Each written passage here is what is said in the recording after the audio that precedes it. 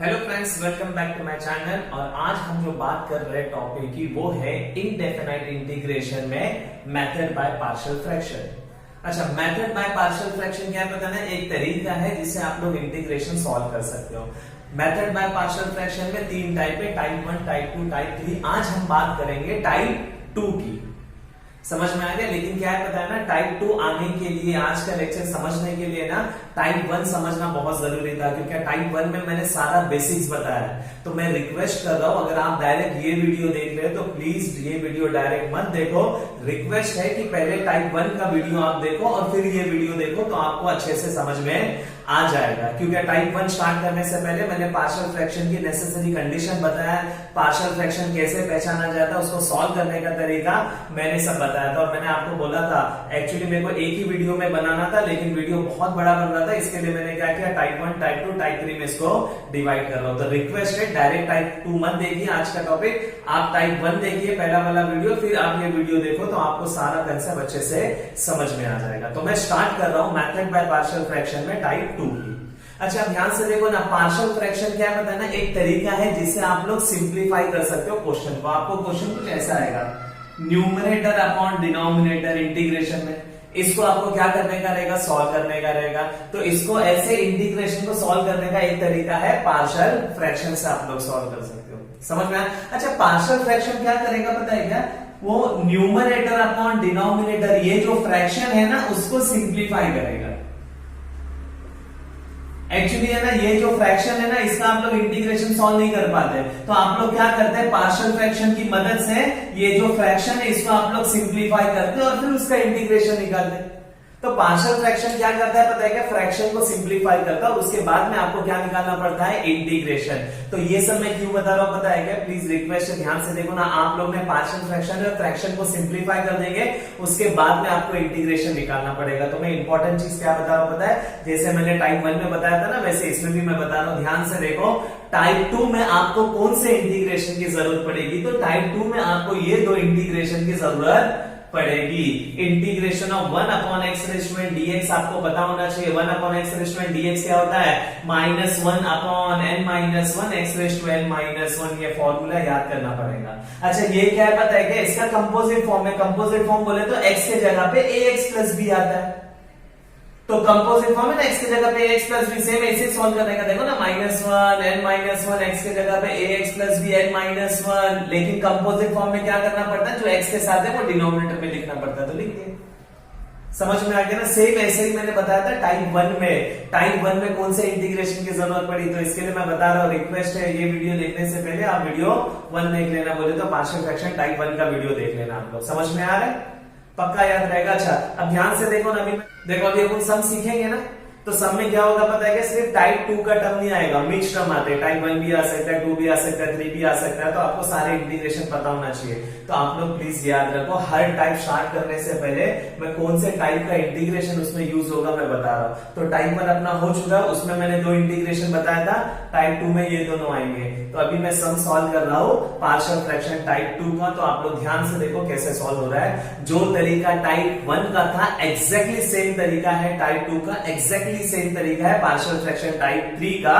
जो एक ही चीज का उन लोग में फर्क होता है, एक चीज जो फर्स्ट स्टेप होता है, कैसे पार्शियल फ्रैक्शन को पार्ट बाय पार्ट में डिवाइड कर दे, तो मैंने पहले वीडियो में आप लोग को बताया है। मैं स्टार्ट कर रहा हूं सम, ध्यान से देखो, टाइप 2 पार्शियल फ्रैक्शन। तो सम स्टार्ट करते हैं पार्शियल फ्रैक्शन टाइप 2 पे। देखो आपको क्वेश्चन दिया गया है, evaluate integration of 1 upon x square bracket में x प्लस 1। अच्छा, अगर इसको कोई भी मेथड से सॉल्व करना होता है, इंटीग्रेशन का जब भी आपको क्वेश्चन सॉल्व करना होता है, पहले उसको i से रिप्रेजेंट कर देने का। 1 upon x square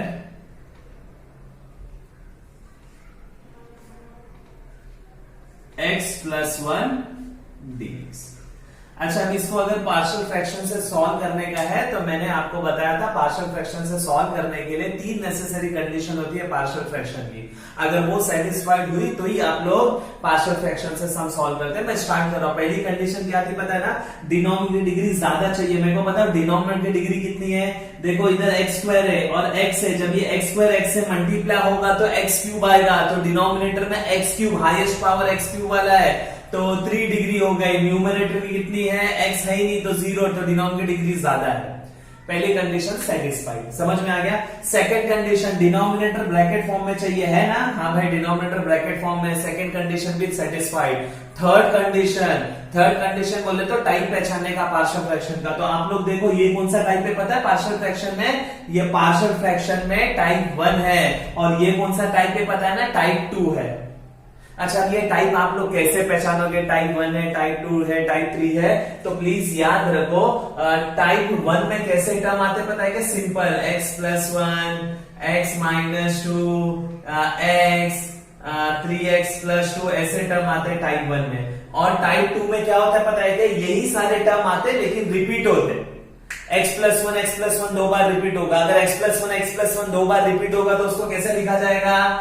x+1 the whole square, या तो x2, या तो x-2 द होल क्यूब। तो इसको रिपीटेड रूट्स आ गए ना, तो समझ में आता है भाई ये क्या है? टाइप 2 का टर्म है। समझ में आ रहा है? पक्का याद रहेगा। तो पार्शियल फ्रैक्शन की 3 नेसेसरी कंडीशन है। तो आप लोग क्या करो पता है क्या? इसके पहले वाला वीडियो देखो, पार्शियल फ्रैक्शन टाइप 1, मैंने उसमें इंट्रोडक्शन टू पार्शियल फ्रैक्शन लिया था, उसमें ये सारी चीजें बता दिया था, कैसे पार्शियल फ्रैक्शन का सम पहचानने का, कौन कौन सी कंडीशन है और तीनों में फर्क है, सब A to Z मैंने बता दिया। तो आप लोग वो वीडियो देखो ना। ये वीडियो में अपन क्या करने वाले? सम सॉल्व करने वाले फटाफट। समझ में आ गया? तो ध्यान से देखो, ये टाइप 2 का टर्म है, ये टाइप 1 का टर्म है, लेकिन पार्शियल फ्रैक्शन आगे बढ़ने से पहले 3 कंडीशन होती है, वो आप लोग चेक कर लेना जो मैंने अभी बताया। अच्छा, ध्यान से देखो, एक बार तीनों कंडीशन सेटिस्फाइड हो गई, फिर क्या करने का पता है? पार्शियल फ्रैक्शन क्या करता है पता है ना? फ्रैक्शन को सिंप्लीफाई करता है। तो फ्रैक्शन को पकड़ लेने का। तो नाउ 1/x² x+1, देखो फ्रैक्शन को मैंने पकड़ लिया। अब फ्रैक्शन को पकड़ने के बाद क्या करने का पता है क्या? पहला स्टेप, ध्यान से देखो, पहला स्टेप पार्शियल फ्रैक्शन क्या बोलता है पता है? पहला स्टेप, फ्रैक्शन को पार्ट बाय पार्ट में डिवाइड करो। ये फ्रैक्शन है ना, इसको पार्ट बाय पार्ट इसके टुकड़े करेंगे, अपन पार्ट बाय पार्ट में डिवाइड करेंगे। और टाइप 1, टाइप 2, टाइप 3 में फर्क क्या पता है? कि पार्शियल फ्रैक्शन के ये पार्ट बाय पार्ट में डिवाइड करने का तरीका अलग होता है। टाइप 1 का तरीका अलग होता है, टाइप 2 का तरीका अलग होता है, और टाइप 3 का तरीका अलग होता है। ध्यान से देखो, ये टाइप 2 का टर्म है, ये टाइप 1 का टर्म है। टाइप 2 के टर्म को कैसे डिवाइड करते हैं पता है? जब भी टाइप 2 का टर्म होगा ना, टाइप 2 के टर्म में द होल स्क्वायर वाले टर्म आएंगे या होल क्यूब वाले टर्म आएंगे टाइप 2 में। तो आप लोग कैसे डिवाइड करने का पता है? कि जो भी टाइप 2 का टर्म होगा उसका पावर स्क्वायर या क्यूब होगा, आप उसको पावर 1 से पकड़ने का। कैसे? तो देखो, ये टाइप 2 का टर्म है, पावर स्क्वायर अपन 1 से पकड़ेंगे, a/x। समझ में आ रहा है? टाइप 2 का टर्म। फिर क्या करने का पता है? कि आगे बढ़ने का और ये एक पावर बढ़ाने का, b/x²। देखो, ये टाइप 2 का टर्म था, आपको डिवाइड करने के लिए पावर 1 से पकड़ने का और आगे बढ़ते जाने का। समझ में आ गया? अच्छा, अगर ये क्यूब होता ना तो आता a/x, b/x², c/x³। समझ में आ गया? ये तरीका है टाइप 2 के डिवाइड करने का। अच्छा, ये तो कौन सा, एक बार पावर आ गया, रुक जाने का। अब ये कौन सा टर्म है? तो भाई ये क्या है? टाइप 1 का टर्म है। टाइप 1 का जरा भी टेंशन नहीं है, टाइप 1 के ऊपर एक अननोन लिख देने का। तो क्या आएगा पता है? +c/x+1। इसको बोलने का इक्वेशन 1। बहुत आसान, समझ में आ रहा है? देखो, पार्शियल फ्रैक्शन से सॉल्व करने के लिए करेंगे 3 कंडीशन। एक बार तीनों कंडीशन सेटिस्फाइड हो गई, फिर फ्रैक्शन को पकड़ने का, उसको डिवाइड करने का। अब सेकंड स्टेप ध्यान से देखो, इंपॉर्टेंट है। अब सेकंड स्टेप क्या करते हैं पता है क्या? ये जो आपको टर्म दिखाई दे रहा है ना, x² x+1, ये पूरा का पूरा ये LHS है, ये RHS है। अब सेकेंड स्टेप देखो, मैंने टाइप 1 में आप लोग को तरीका बता दिया था क्या करने का। तो क्या करते पता है कि LHS का जो डिनोमिनेटर है ना, ये इसको इक्वल टू के उधर भेज दो। जब LHS का डिनोमिनेटर इक्वल टू के उधर जाएगा तो वो किधर जाएगा पता है? वो A के बाजू में जाएगा, B के बाजू में जाएगा और C के बाजू में जाएगा। ये पूरा डिनोमिनेटर जब इधर आएगा ना तो न्यूमरेटर में आएगा, और न्यूमरेटर में वो A, B, C तीनों के बाजू जाएगा। तो अब अज्यूम कर लो कि मैंने इसको इक्वल टू के उधर भेज दिया। ध्यान से देखो, ये इंपॉर्टेंट स्टेप है। तो 1 इज इक्वल टू, देखो मैंने इसको इक्वल टू के उधर भेज दिया। जब डिनोमिनेटर इक्वल टू के उधर गया ना तो न्यूमरेटर और न्यूमरेटर में किधर जाएगा? सबके बाजू में जाएगा। तो अज्यूम करो a के बाजू में x² x+1 है। अज्यूम करो, देखो ऐसा। अब क्या होगा पता है ना? a के बाजू में ये टर्म है तो ये x और एक x कैंसिल होगा, तो बचेगा क्या पता है? ax x+1। Please second step करने के बहुत सारे तरीके, ये मेरा तरीका है, प्लीज ध्यान से देखो। अज्यूम करो b के बाजू में भी सब है, तो b क्या होगा पता है ना? x² x+1, x² cancel, x+1 बचेगा। अज्यूम करो c के बाजू में भी, तो क्या होगा? x²। इसको बोल दो आप लोग इक्वेशन 2। समझ में आ गया? इंपॉर्टेंट है। टाइप 1 का भी यही तरीका था, डिवाइड करने का, और सेकंड स्टेप था क्या पता है कि एलएचएस का जो डिनोमिनेटर है उसको इक्वल टू के उधर भेजने का। जब इसको इक्वल टू के उधर भेजोगे ना तो क्या होगा पता है ना, आपको इक्वेशन मिलेगा, ऐसा कैंसिल वगैरह टर्म कैंसिल होके इक्वेशन मिलता है। अच्छा, अब नेक्स्ट स्टेप क्या है पता है ना, अब ये जो इक्वेशन 2 है ना, इसमें ना x का अलग अलग वैल्यू डालने का, ताकि आप लोग अननोन का वैल्यू फाइंड आउट कर सके। अननोन बोले तो a b c 3 अननोन है, तो x का अलग अलग वैल्यू डालो ताकि आप लोग को a b c का वैल्यू मालूम पड़ जाए। समझ में आ गया? दो क्वेश्चन, एक तो x का कौन कौन सा वैल्यू डालने का और कितना वैल्यू डालने का। तो मेरे को बताओ कितने अननोन है पता है ना, 1 2 3, 3 अननोन है ना, तो x का 3 अलग अलग वैल्यू डालेंगे। कौन सा वैल्यू डालोगे, तो टाइप 1 में मैंने आप लोग को सिखाया था कैसे वैल्यू फाइंड आउट करते हैं x का। तो क्या करने का पता है कि ये जो टर्म है ना इक्वेशन 1, उसमें डिनोमिनेटर है ना, उसको इक्वेट करने का 0 से। तो देखो x इक्वल टू 0, एक मेरे को वैल्यू, टोटल 3 वैल्यू डालने का ना, एक वैल्यू मिल गई। अच्छा, इसको भी अगर मैं इक्वेट करूंगा ना 0 से, तो x इक्वल टू 0 ही आएगा ना। इसको भी अगर मैं इक्वेट किया 0 से तो 0 ही आएगा, तो 0 तो मिल चुका है ना, अलग अलग 3 वैल्यू। अब इसको इक्वेट करो, देखो x प्लस 1 इक्वल टू 0 बोले तो x इक्वल टू -1। समझ में आ गया? ये ऐसा एग्जाम में नहीं बताने का प्लीज, ये तो मैंने आपके लिए बता दिया। तो प्लीज सेकंड स्टेप, जब आप लोग इक्वेशन फाइंड आउट करोगे, एलएचएस इक्वल टू इधर भेज के एक इक्वेशन फाइंड आउट करोगे, उसमें x का अलग अलग वैल्यू डालने का। कौन सा वैल्यू डालने का, तो ऊपर से मिलेगा। लेकिन प्रॉब्लम क्या है पता है ना, टोटल कितना वैल्यू डालने का, मेरे को 3 वैल्यू डालने का। ऊपर से कितना वैल्यू मिला, 1 और 2 ही वैल्यू ऊपर से मिला। प्रॉब्लम है थोड़ा सा। टाइप 1 में ये प्रॉब्लम नहीं होता। टाइप 1 में आपको जितना वैल्यू डालने का है ना, उतना वैल्यू सब ऊपर से मिल जाता। टाइप 2 और टाइप 3 में बेसिकली प्रॉब्लम होता है, जितना वैल्यू आप उनको पुटअप करने का वो ऊपर से नहीं मिलता। ऊपर बोले तो इधर की बात कर रहा हूं, मेरे को टोटल 3 वैल्यू डालने का, ऊपर से 1 और 2 ही वैल्यू मिला है मेरे को, 3 वैल्यू। टाइप 3 में भी ये प्रॉब्लम होगा, जितना वैल्यू पुटअप करने का उतना वैल्यू नहीं मिलेगा। तो कैसे वैल्यू डालने का, अब तीसरा वैल्यू में कौन सा डालूंगा, तो तरीका क्या है पता है क्या, ध्यान से सुनो। ये वैल्यू डाल दिया, ये वैल्यू डाल दिया, अब एक वैल्यू डालने का है। कभी कभी 2 वैल्यू डालना पड़ता है। टोटल 4 वैल्यू डालने का, 2 ऊपर से मिल गई, 2 वैल्यू डालने का है। तो प्लीज ये कौन सी वैल्यू, अगर ऊपर से वैल्यू नहीं मिल रही तो कौन सी वैल्यू डालते पता है क्या, आप कोई भी वैल्यू डालो, आंसर सबका क्या आता है, सेम। किसी को 5 पुटअप करने का, जैसे ये इसकी एग्जांपल ले लो, टोटल 3 वैल्यू डालने का, 3 में से 2 मिल गई। अब तुम्हारे को तीसरी एक वैल्यू डालने का, तीसरी वैल्यू कौन सी डालने का है, तो आप लोग कुछ भी वैल्यू डालो, सबका आंसर क्या आएगा, सेम। किसी को 5 डालना है 5 पुटअप करो, किसी को 2 पुटअप करना है 2 पुटअप करो, किसको -3 पुटअप करने का -3 पुटअप करो, सबका आंसर सेम आएगा। बोले तो सबका एबीसी सेम होता है। समझ में आ गया? लेकिन अपन क्या करेंगे पता है क्या, स्मार्ट वर्क करेंगे। अब तीसरा वैल्यू मेरे को पुटअप करने का है, लेकिन खाली पुटअप करना नहीं होता है ना, चलो मैंने 5 डाल दिया, खाली 5 नहीं, 5 डालने के बाद उसको सॉल्व भी करना पड़ता है। तो अपन क्या करेंगे पता है क्या, स्मार्ट वर्क। अपन क्या करने का पता है क्या, अगर मेरे को ऊपर से वैल्यू नहीं मिल रही है ना, खुद से डालने का, खुद से कोई भी वैल्यू डाल सकते हैं, लेकिन आप लोग कौन सी डालने का पता है क्या, आप लोग याद रखो 3 वैल्यू, 0 1 और -1, ये 3 वैल्यू में से कोई एक वैल्यू डाल देने का। याद रहेगा? क्यों? अपन छोटी से छोटी वैल्यू डालेंगे ताकि अपना कैलकुलेशन क्या हो, आसान हो। मैंने बोला ना, अगर अपन 5 डाल दिए खुद से चलेगा, आंसर आएगा, सेम आएगा, लेकिन 5 डालने के बाद कैलकुलेशन थोड़ा सा हार्ड हो जाएगा ना, बड़ी वैल्यू है 5। तो उससे अच्छा आप लोग क्या करो, अगर पॉसिबल है तो 0 डालो, या तो 1 डालो, या तो -1 डालो, ताकि अपना कैलकुलेशन।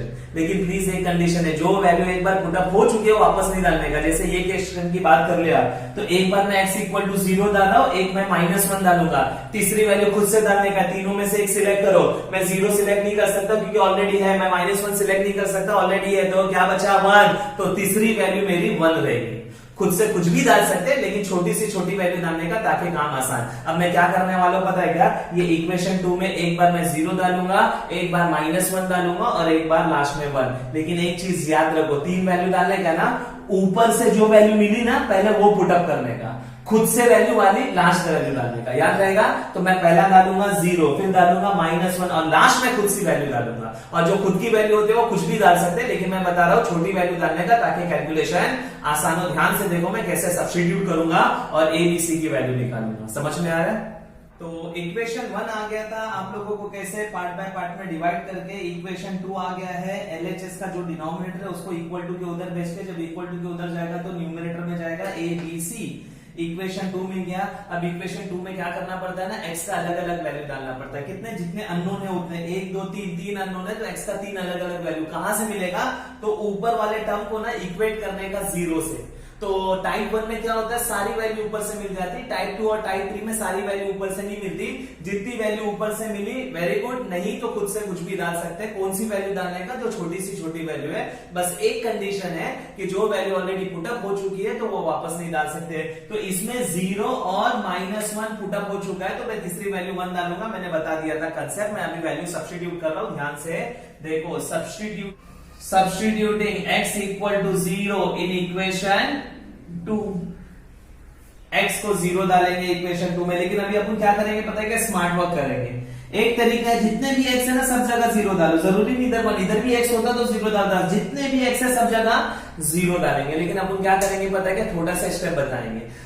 अगर मैं x का वैल्यू डालने से अगर वो टर्म 0 हो रहा है तो उधर वैल्यू डालने का नहीं, क्योंकि 0 हो रहा है वो आगे जाके 0 ही होने वाला है, तो उतना स्टेप अपन बचा सकते हैं। जैसे कि देखो, मैं x का वैल्यू इधर डालूंगा 0, 0 + 1 कितना हो जाएगा 1। लेकिन जैसे इधर x का वैल्यू में 0 डाल दिया, ये 0 के वजह से ये पूरा टर्म 0 होगा। तो इधर 0 0 डाल के आप बताने की जरूरत है, टाइम वेस्ट करने की जरूरत नहीं। इधर जैसे मैं x का वैल्यू 0 डाला ना, तो 0 × c कितना हो जाएगा 0, ये भी बताने की जरूरत नहीं। तो खाली 0 में किधर डालूंगा पता है ना, b में, क्योंकि ये 0 नहीं हो रहा है। तो ध्यान से देखो, 1 =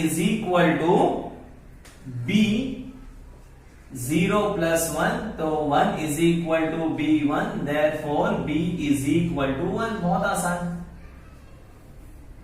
समझ में आ गया। अब मैं क्या करूंगा पता है क्या, सब्स्टिट्यूट करूंगा।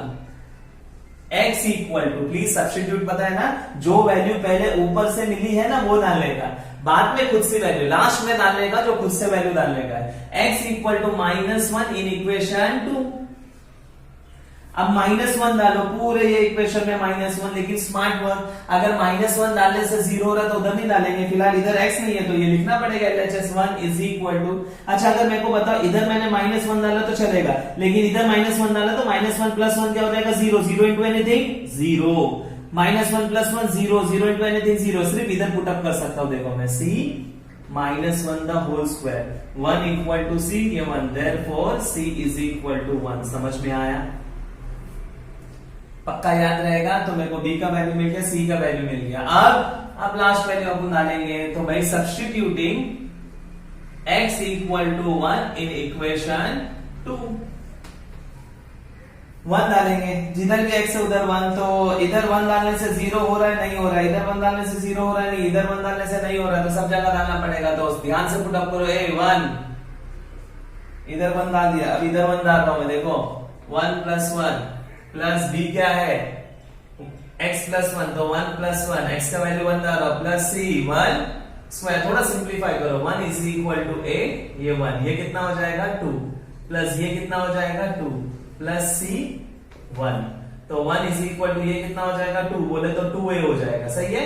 प्लस ये हो जाएगा 2b, प्लस ये कितना हो जाएगा c। देखो मैं क्यों बोल रहा था पता है क्या, खुद से वैल्यू जो आएगी ना वो लास्ट में पुटअप करने का। क्यों पता है क्या, देखो ऊपर से जो वैल्यू मिली ना, देखो 0 और 1 ऊपर से मिली थी वैल्यू यहां से, तो आपको डायरेक्ट आंसर आ रहा है।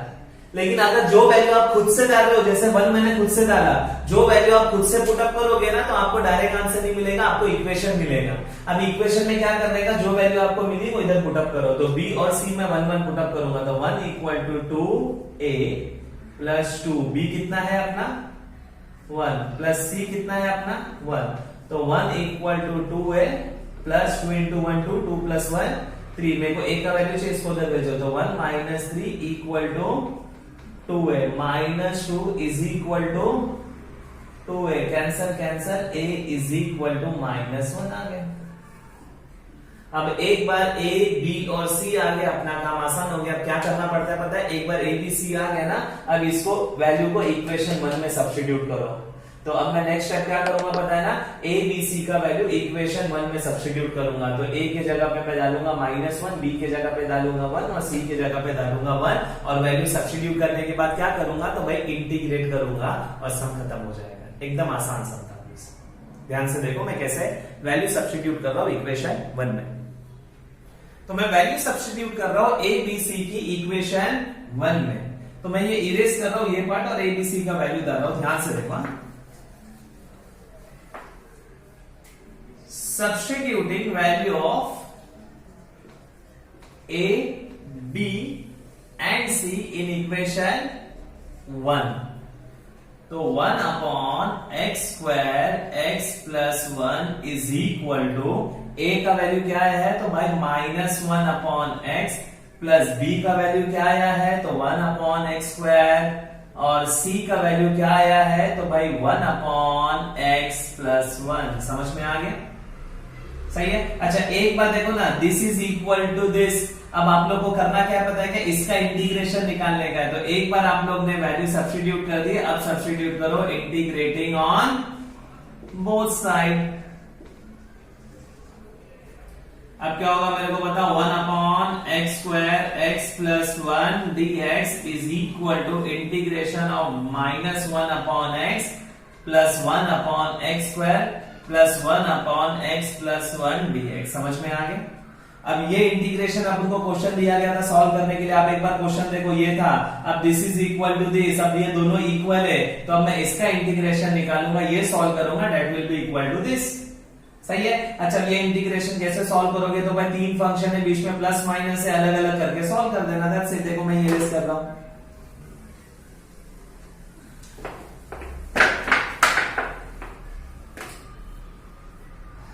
तो मैं अलग अलग कर रहा हूं, कांस्टेंट बाहर, तो ये माइनस बाहर निकाल रहा हूं। Integration of 1/x dx plus integration of 1/x² dx plus integration of 1/x plus 1 dx।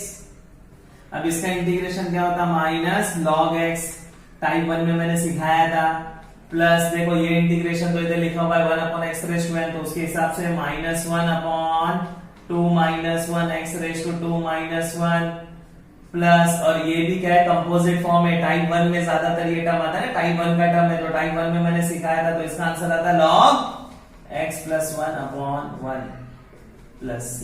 थोड़ा सिंप्लीफाई कर रहा तो -log x plus into minus -1/2 -1 नहीं लिखेंगे चलेगा, x⁴ वापस 1 plus log x plus 1 plus c equal to i। तो ये है आप लोगों का आंसर। अगर आप चाहो तो आप लोग क्या कर सकते हो पता है क्या, लॉग वाले टर्म को साथ में लाके सिंप्लीफाई कर सकते हो। जैसे ये लॉग को पहले लिख दो, तो log x plus 1 minus log x, तो log a minus log b की प्रॉपर्टी यूज करके आप फर्दर सिंप्लीफाई कर सकते हो। तो ये है आप लोगों का टाइप 2। समझ में आ गया? मैं एक और छोटा सा एग्जांपल लेता हूं, मैं पूरा सॉल्व नहीं करूंगा, आप लोग को बता दूंगा, आप लोग फिर स्टेप 1 से क्या करने का, डिवाइड करके उसको पूरा सॉल्व कर देना। एक इंपॉर्टेंट क्वेश्चन है, मैं इसीलिए बात कर लेता हूं। ध्यान से देखो, टाइप 2 का एक और एग्जांपल मैं समझा रहा हूं। ध्यान से देखो, बात कर लेते एक और एग्जांपल की। Evaluate integration of 1/x plus 2 x² minus 4 dx। सब में पहला इसको आप लोग क्या करो, i से रिप्रेजेंट कर दो। अच्छा अब i से एक बार रिप्रेजेंट हो जाएगा ना, तो अब चेक करेंगे, क्या पता है ना कि भाई इसको पार्शियल फ्रैक्शन से सॉल्व कर सकते हैं कि नहीं, क्योंकि हर क्वेश्चन पार्शियल फ्रैक्शन से सॉल्व नहीं होगा। पार्शियल फ्रैक्शन की नेसेसरी कंडीशन है, चेक करना पड़ेगा। कितनी कंडीशन है, 3 कंडीशन है, याद रहेगा। अगर जिसको कंडीशन नहीं पता है, टाइप 1 का वीडियो देखो पार्शियल फ्रैक्शन में, समझ में आ गया तो आप लोग को अच्छे से समझ में आएगा। 3 कंडीशन, पहली डिनोम की डिग्री ज्यादा चाहिए, तो जब x इससे मल्टीप्लाई होगा तो x क्यूब होगा, तो डिनोम की डिग्री 3 है, न्यूमरेटर की डिग्री कितनी है, 0, डिनोम की डिग्री ज्यादा है। सेकंड, डिनोमिनेटर ब्रैकेट फॉर्म में चाहिए, है ब्रैकेट फॉर्म में है। थर्ड, टाइप पहचानना आना चाहिए। याद रखो ये कौन सा टाइप है पता है क्या, टाइप 1। ये कौन सा टाइप है पता है क्या, आप लोग बोलोगे टाइप 2 है, क्योंकि हेडिंग टाइप 2 का है ना। अगर ये टाइप 1 है तो ये टाइप 2 नहीं।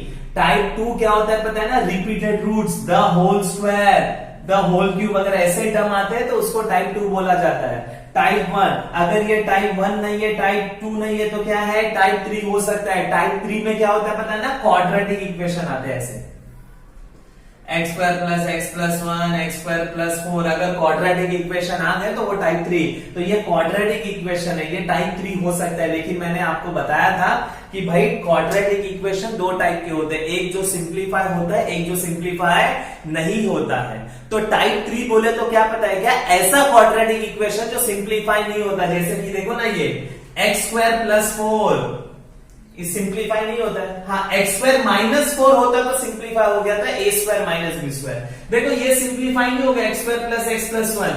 हाँ, x square plus 2x plus 1 होता है ना, तो ये मिडिल टर्म से क्या कर दिए होते हैं, इसको फैक्टराइज कर दिए होते हैं। तो प्लीज ये थोड़ा सा कंफ्यूजन होता है। अगर क्वाड्रेटिक इक्वेशन आता है ना आप लोगों को, तो प्लीज रिक्वेस्ट है डायरेक्ट टाइप 3 पे जंप नहीं करने का। मैंने फर्स्ट वीडियो में क्लियर कट बेसिक्स में समझाया था, अगर क्वाड्रेटिक इक्वेशन आता है तो एक बार पहले चेक कर लो वो सिंप्लीफाई होगा क्या नहीं होगा।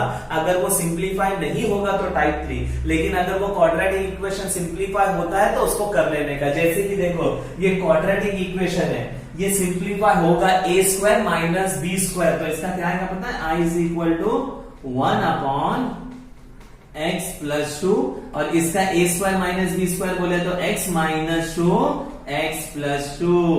A square minus b square का formula a minus b a plus b, समझ में आ गया।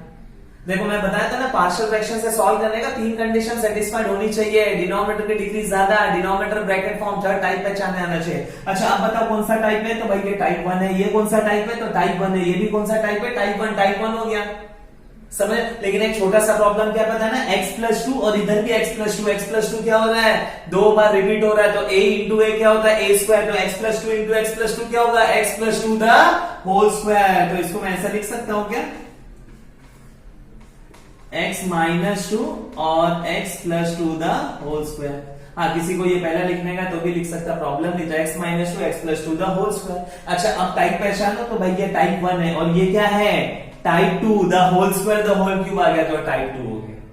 समझ में आ गया। तो ये सम है ना एकदम खतरनाक वाला था। रीजन क्या पता है क्या, जब बच्चा ये सम को पहली बार देखता है ना, ये क्वाड्रेटिक इक्वेशन समझ के ना उसको वो टाइप 3 बोल देता है, लेकिन ये टाइप 3 नहीं है। अच्छा कोई कोई बच्चा इसको सिंप्लीफाई कर देता है ऐसा, और सिंप्लीफाई करने के बाद वो टाइप 1 लगता है। देखो ना ये टाइप 1 लग रहा है, लेकिन टाइप 1 भी नहीं, एक्चुअल में क्या है, टाइप 2। तो पहली बार देखोगे तो टाइप 3 लगता है, सिंप्लीफाई करने के बाद टाइप 1, लेकिन एक्चुअल में है टाइप 2। अच्छा एक बार आप लोग ने टाइप पहचान लिया, अब फ्रैक्शन को पकड़ो। क्या है फ्रैक्शन, तो 1 अपॉन x माइनस 2 और x plus 2 the whole square. समझ में आ गया। अच्छा इसको सॉल्व कैसे करोगे, तो पहला स्टेप डिवाइड करो। कैसे डिवाइड करोगे, तो ये तो टाइप 1 का है, तो इसके ऊपर एक टर्म आ जाता है x माइनस 2, प्लस मेरे को बताओ ये कौन सा है, तो भाई ये टाइप 2 है, क्वाड्रेटिक आ गया टाइप 2। टाइप 2 को कैसे करते पता है ना, जो भी टाइप 2 का पावर रहेगा, 2 होगा 3 होगा, आप लोग पावर 1 से पकड़ने का, इसको पावर 1, तो आएगा b upon x plus 2, plus आगे बढ़ने का जब तक ये पावर नहीं आ जाता, c upon x plus 2 the whole square. इसको बोलो इक्वेशन 1। समझ में। अब सेकंड इक्वेशन क्या होगा पता है ना, ये LHS को आप इक्वल टू क्यों उधर भेजो, इसको इधर भेजो, ये पूरा वो पूरा A के बाजू में जाएगा, B के बाजू में जाएगा, C के बाजू में जाएगा। फिर आप लोग क्या करो, कैंसल वगैरह करके आपको एक इक्वेशन मिलेगा, उसमें x का अलग अलग वैल्यू डालो। कितना वैल्यू डालोगे, तो भाई कितने अननोन है A B C, तो 3 वैल्यू डालना पड़ेगा आप लोग को, अलग अलग 3 वैल्यू A B C के लिए। समझ में। कहां से डालोगे, कौन सा, तो देखो ऊपर से मिल रहा है, हाँ इधर से मिल रहा है ना, x माइनस 2 इक्वल टू 0, तो x equal to 2, x plus 2 equal to 0, तो x इक्वल टू माइनस 2।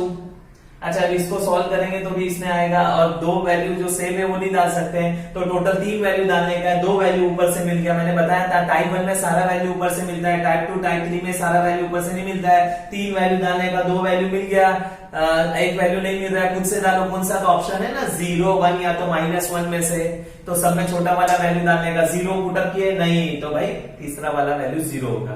लेकिन जब मैं पुटअप करूंगा तो पहले 2 डालूंगा, -2 लास्ट में 0 डालूंगा। समझ में आ गया। अच्छा ये वैल्यू डालने के बाद आपको किसका वैल्यू मिलेगा, A B और C का वैल्यू मिलेगा। वो A B C का वैल्यू इधर पुटअप करो, जो भी वैल्यू आएगा वो कांस्टेंट आएगा, -5 आएगा, 2 आएगा, 1 आएगा, 1/3 आएगा, कुछ भी कांस्टेंट वैल्यू आएगा, पुटअप करना है और इंटीग्रेशन निकालने का। इंटीग्रेशन कैसे निकालोगे, तो अलग अलग कर लेना। ये तो सिंपल लॉग का वाला आएगा, ये भी लॉग का आएगा, और ये वाला इंटीग्रेशन ये वाले फॉर्मूले से सॉल्व करना। That's it. ये दोनों टाइप 1 के इंटीग्रेशन है, ये टाइप 2 का इंटीग्रेशन है, बोले तो पार्शियल फ्रैक्शन में। समझ में आ रहा है, बहुत आसान, ये सब आप लोग सॉल्व कर लेना। ये है पार्शियल फ्रैक्शन का टाइप 2। नेक्स्ट वीडियो में हम बात करेंगे पार्शियल फ्रैक्शन टाइप 3। लेकिन मैं पहले भी बता चुका हूं, आप लोग पहला टाइप 1 देखना, फिर 2 देखना और फिर 3 देखना। समझ में आ रहा है। आई होप आपको ये वीडियो समझ में आ रहेगा। Thank you very much please.